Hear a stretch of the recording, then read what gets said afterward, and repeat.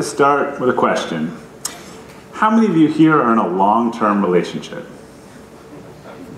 All right, looks like about half. My wife raised her hand, that's good.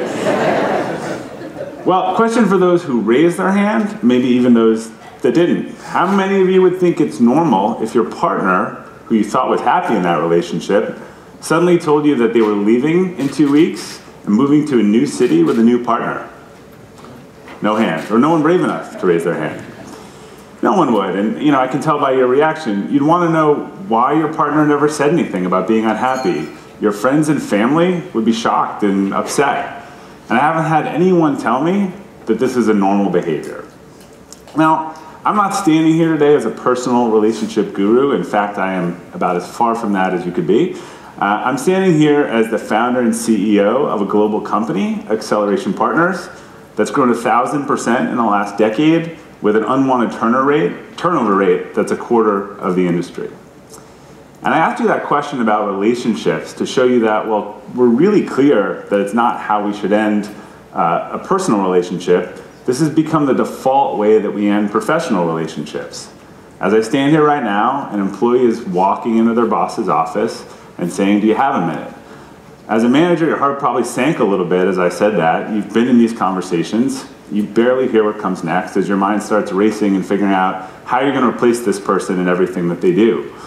And you probably only have 2 weeks, especially here in the US. Same conversation also happens in reverse for employees. Your manager asks you for a minute, and you walk into their office or a conference room. There's someone from HR sitting at the table. Your heart sinks. You know what's coming next. Minutes later, you're out of a job, you're putting your stuff in a cardboard box, and you'll get 2 weeks severance if you're lucky. Now, what never happened in either of these conversations was an honest discussion about problems and performance. And sadly, this isn't the worst part of the story. So the people who quit, the people who leave, or the people who you ask to leave are actually far better than the people who quit and stay. Quit and stay. These are the people who are mentally long gone from your company, but are actually still on your payroll. 51% of your employees are looking for a job. And this disengagement has a really big cost to the tune of about $550 billion every year for businesses. So what's going on here? Well, management guru Jim Collins discovered that there are 3 keys to being a great leader. And those are attracting the right people, or he used the analogy getting the right people on the bus, retaining the right people, and then finding the right seat for them. Today, we're just not having the honest conversations that we need to and the respectful dialogue. We've become conflict avoidant and really comfortable with lying. And as a result, we're keeping people that we should have moved on from. We're losing people who we wanted to stay. And then this makes it very hard to recruit or attract people. I also want to make sure you've met the future of your workforce, the millennials and Gen Z. They're looking for meaningful work and purpose, not just to be a cog in the wheel. You really aren't giving them any commitment, and as a result, they're not very loyal. These 2 generations also live on social media. They have a megaphone online, and they know how to use it. As Shakespeare reminded us, endings are really important. Studies in psychology have repeatedly shown that the way something ends dramatically affects our memory of the entire experience. Years of a positive work relationship can be ruined in those last few weeks, days, or even hours. And when something ends poorly for Gen Z and the millennials, they head straight to social media. This is a real review that someone left on a very popular career site about a company that's seen by thousands of prospective employees each month. As you can imagine, this sort of review makes attracting great talent very difficult. 2 weeks' notice is also a risk for employees. That new job that you took might not be as great as it seemed from afar. Grass often isn't greener. You may actually have been happier if you spoke up and resolved the issue. But if you burn a bridge with how you leave, there's usually no going back. You also may have broken trust with someone that invested in you for years. And thanks to that same social media technology, it's very easy for prospective employees to find past bosses and colleagues and do back channel references without you even knowing. And these people may become an invisible barrier in your career. I can tell you that people reach out to me all the time asking about ex-employees without their knowledge.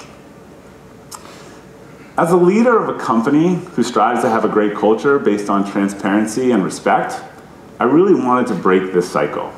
It felt misaligned when people would give 2 weeks notice and we never had a chance to fix the problem. And when it wasn't working with an employee, there really wasn't a good way to support them in moving on. And so we started having discussions about how could we change this paradigm, and an opportunity presented itself. We had an employee who I'll call Jim. Everyone loved Jim, great guy. Jim just wasn't doing that well at work. He had been on a performance improvement plan, or a PIP as they're called, and like most of these plans, it improved in the short term and then it had sort of fallen back down, and we were kind of back where we started. So we asked ourselves, what should we do? Should we fire Jim? Should we put him on another performance improvement plan? We decided to actually sit down with Jim and have a conversation. And it turns out he really just wanted to do something different. So we decided to try an experiment. We let Jim continue in his job for the next few months. We agreed on a transition plan. He continued to work and look for a job, and we started looking for his replacement. And it worked pretty well. He found a great job, we found his replacement, and although we made some mistakes along the way, it felt really good. And this experiment led to a program we call Mindful Transition, which we really believe is a blueprint for how we can eliminate 2 weeks notice and bring more humanity to the workplace. Here are the 4 key principles of our program. First, one of the things we had to be really aware of is that there's a lot of psychology at play, especially the principle of cognitive dissonance. Turns out it's really hard to separate our feelings about people as individuals and their performance in the business. Someone on your team can be a great person and a poor performer by objective metrics, or they might just want to do something else.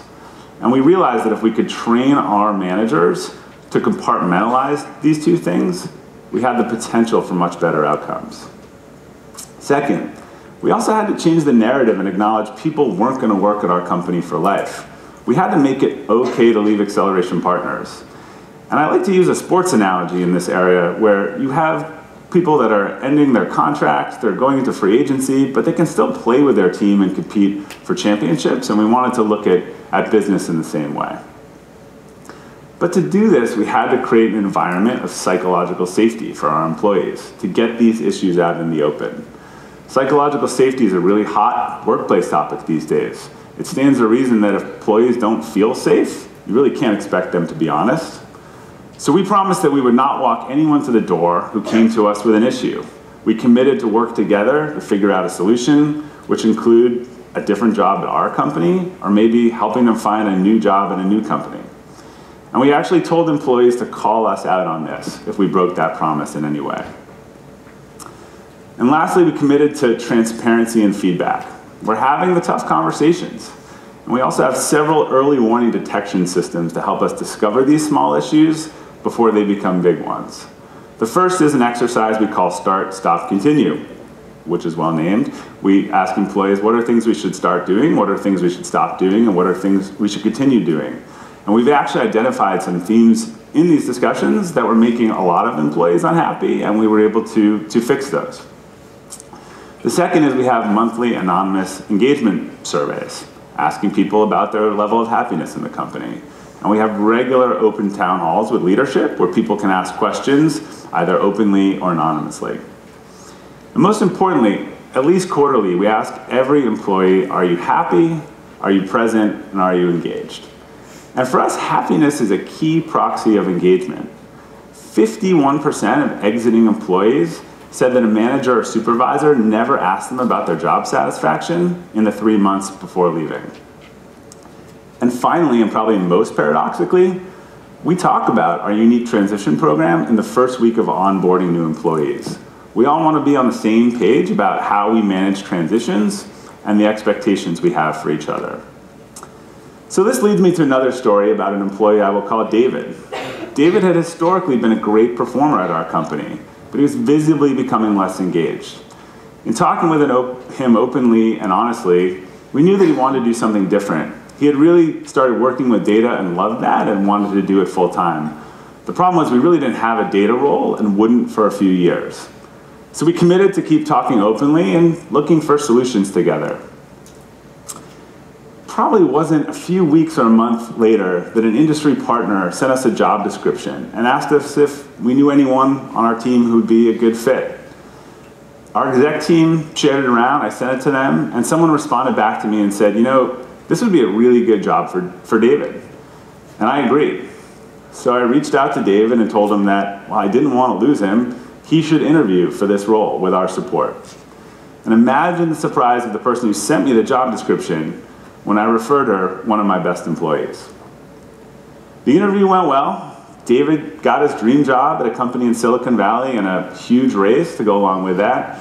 He moved to California with his family where he lives today, and he's a proud alumni of Acceleration Partners and an advocate for our company. His company is also a client. Years ago in a yoga class, my instructor recited a quote that would go on to really shape my values. She said, "How we do anything is how we do everything." And for years, I actually attributed this quote to a yoga teacher before finding out that it was a lot more famous and had been around for a while. Today, we live in a world where people are dumped by text. Candidates come in for a job interview and never hear from the company again. And employees accept a job and never show up for the first day of work. Our general level of civility is declining. My team and I are doing our best to put a stake in the ground for how we think business should be done today. It takes a lot of courage and vulnerability by both employees and managers to make something like this work. But after 4 years, I can tell you it's making a huge difference in the performance of our business and for both our current employees and our alumni.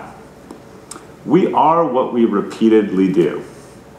And by building empathy and humanity into the workplace, it is my sincere hope that these principles will make a comeback outside of the workplace as well. Thank you very much.